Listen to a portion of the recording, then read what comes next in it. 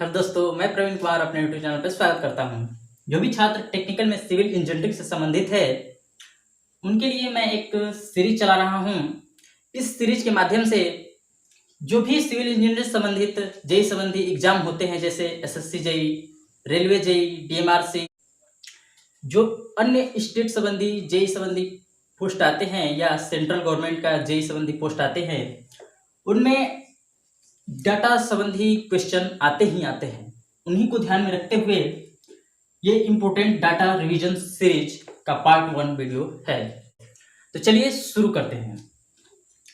मैंने 3 टॉपिक का सिलेक्शन किया है इस वीडियो में। मुख्यतः एक है ओसीएफ ओपन चैनल फ्लो से, और एक है एस्टिमेट से, और एक है सॉइल से। तो सबसे पहले बात करते हैं ओसीएफ से, जो कि हमारा टॉपिक है हाइड्रोलिक जंप। हाइड्रोलिक जंप को उसके फ्राउड नंबर के आधार पे उसको 5 भागों में बांटा गया है। यानी उसके फ्राउड नंबर का मान जैसे जैसे बढ़ता है, उसका जो हाइड्रोलिक जंप है उसका नेचर चेंज होता जाता है। उसी के आधार पे इसे 5 भागों में बांटा गया है। जिसे पहला है अंडुलर, उसके बाद weak, oscillating, steady and strong. तो सबसे पहले बात कर लेते हैं कि फ्राउड नंबर होता क्या है, यानी फ्राउड नंबर का फार्मूला क्या है। फ्राउड नंबर का जो मुख्य फार्मूला है वो होता है under root inertia force upon gravity force, जो कि एग्जाम में कई बार ये भी पूछ लिया करता है कि फ्राउड नंबर क्या होता है। तो under root inertia force upon gravity force. जब हम लोग डायमेंशनल एनालिसिस पढ़ते हैं तो उसमें इनर्शिया फोर्स को rho L square V square और ग्रेविटी फोर्स को rho L Q into G लिखते हैं। ये सब डायमेंशनल एनालिसिस में जानते हैं। तो जब इसको हम लोग प्रूफ करते हैं तो यहाँ से रो कट जाता है, एल स्क्वायर एक एल और जी और भी, तो बाहर निकलता है तो भी अपान यहाँ पे अंडर रूट एल इंटू जी हो जाता है। यहाँ पे जो भी है वो क्रिटिकल वेलोसिटी और जो एल है वो कैरेक्टरिस्टिक लेंथ है, जिसका अगर फार्मूला की बात करें तो इसे हाइड्रोलिक डेप्थ भी कहते हैं, और इसका फार्मूला A/T होता है।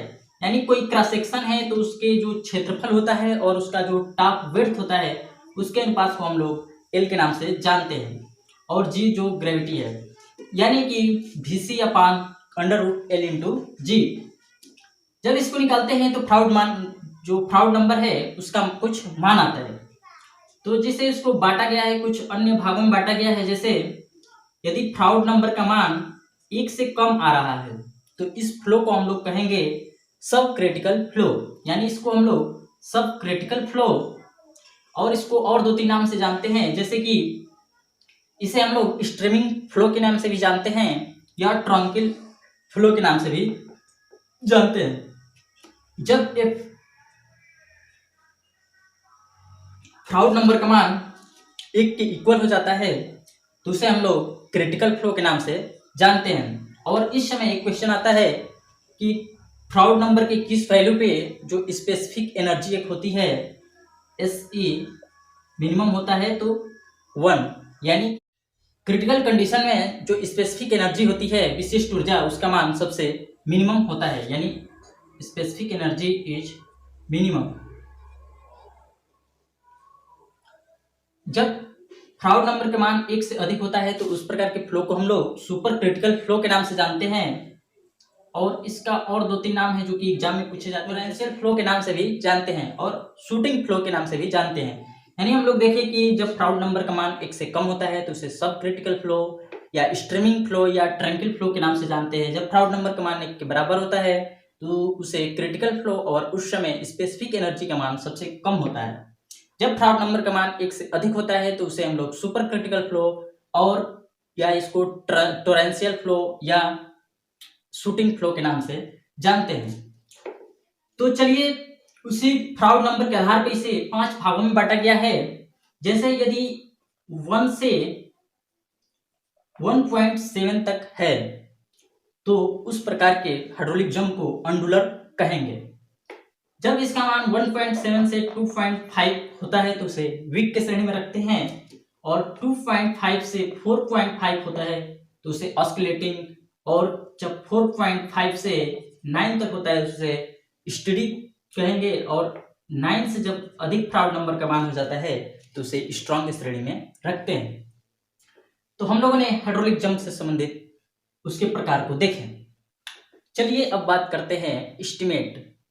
एस्टिमेट के ये रेट ऑफ एनालिसिस चैप्टर से रिलेटेड है कि जो एक मेसन होता है या मजदूर एक दिन में कितना उसका स्पेसिफाइड है कि वो काम कर सकता है अलग अलग आइटम में, जैसे कि यहाँ पे ब्रिक मेसनरी है, हाफ वर्क या पार्टीशन वाल में अगर कार्य करता है, कंक्रीटिंग वर्क करता है, या खुदाई वर्क, एक्सकवेशन वर्क करता है, प्लास्टरिंग करता है, यानी कि एक मजदूर या एक मेसन कितना काम कर सकता है एक दिन में, उसका मान कभी कभी एग्जाम में या इससे पूछे ही जाते हैं। तो चलिए देखते हैं। सबसे पहले बात करते हैं ब्रिक मेसनरी यानी कि ईंट चिनाई कार्य। यदि ईंट चिनाई कार्य सीमेंट और सैंड से हो रहा है तो उस समय चूंकि हम लोग जानते हैं कि किसी भी स्ट्रक्चर के दो पार्ट होते हैं, प्लिंथ लेवल से ऊपर जो होता है वो सुपर स्ट्रक्चर और नीचे जो होता है उसे सब स्ट्रक्चर के नाम से जानते हैं। तो यदि बात किया जाए कि सब स्ट्रक्चर, तो सब स्ट्रक्चर में 1.25 मीटर क्यूब की चिनाई होती है। क्योंकि ब्रिक मेसनरी जो होता है उसका जो मेजरमेंट होता है मीटर क्यूब में होता है। यदि सुपर स्ट्रक्चर की बात करें तो 1 मीटर क्यूब। तो यहां से एक चीज ध्यान देने वाली बात है कि ये क्वेश्चन पूछता है कि क्या ईंट चिनाई वर्क सब स्ट्रक्चर में करना आसान है या सुपर स्ट्रक्चर में। तो यहां से देख सकते हैं कि सब स्ट्रक्चर में करना आसान है क्योंकि यहाँ पे ज्यादा चिनाई होता है। यही बात किया जाए गारा मसाला यानी मड से, तो उसमें सब स्ट्रक्चर में 1.5 मीटर क्यूब और सुपर स्ट्रक्चर में 1.25 मीटर क्यूब का चिनाई होता है। यही यदि बात कर लिया जाए हाफ वॉल मेसनरी या पार्टीशन वॉल जो कि आधे ईंट के मोटाई के बराबर होती है और इसका मेजरमेंट मीटर स्क्वायर में होता है, तो इसकी बात की जाए तो ये 5 मीटर स्क्वायर तक एक मेसन काम कर सकता है। अब बात करते हैं कंक्रीटिंग वर्क की। तो कंक्रीटिंग वर्क यहाँ पे सीमेंट कंक्रीट हो सकता है या लाइम कंक्रीट। तो यदि सीमेंट कंक्रीट से करता है तो वो 5 मीटर क्यूब, और लाइम कंक्रीट से करता है तो थोड़ा ज्यादा करेगा और 8.5 मीटर क्यूब तक जो कंक्रीटिंग कार्य कर सकता है। अब बात करते हैं एक्सवेशन वर्क। यदि नॉर्मल क्ले है जैसे साधारण मृदा है तो उसमें वो 3 मीटर क्यूब तक खुदाई कर सकता है, और यही हार्ड है तो 2 मीटर क्यूब तक खुदाई कर सकता है। यदि आरसीसी वर्क की बात की जाए तो 3 मीटर क्यूब, और प्लास्टरिंग वर्क जो कि 12 mm थिक की अगर प्लास्टर करना है तो 1 मीटर क्यूब कर सकता है। क्योंकि प्लास्टर का माप हम लोग मीटर स्क्वायर में करते हैं, तो यदि हम 12 mm से इसमें भाग दे दें 1 मीटर क्यूब में तो हमारा आता है लगभग 8 मीटर स्क्वायर। यानी 12 mm थिक का प्लास्टर करना है तो वो 8 मीटर स्क्वायर एरिया में कर सकता है। तो चलिए अब बात करते हैं हम लोग सॉइल। तो सॉइल के जो डेंसनेस कंडीशन होता है कि ये सॉइल किस डेंस स्थिति में डेंस है कि लूज है, तो इसको जानने के लिए एक टर्म आता है रिलेटिव डेंसिटी जो कि कोर्स ग्रेन सॉइल के लिए है।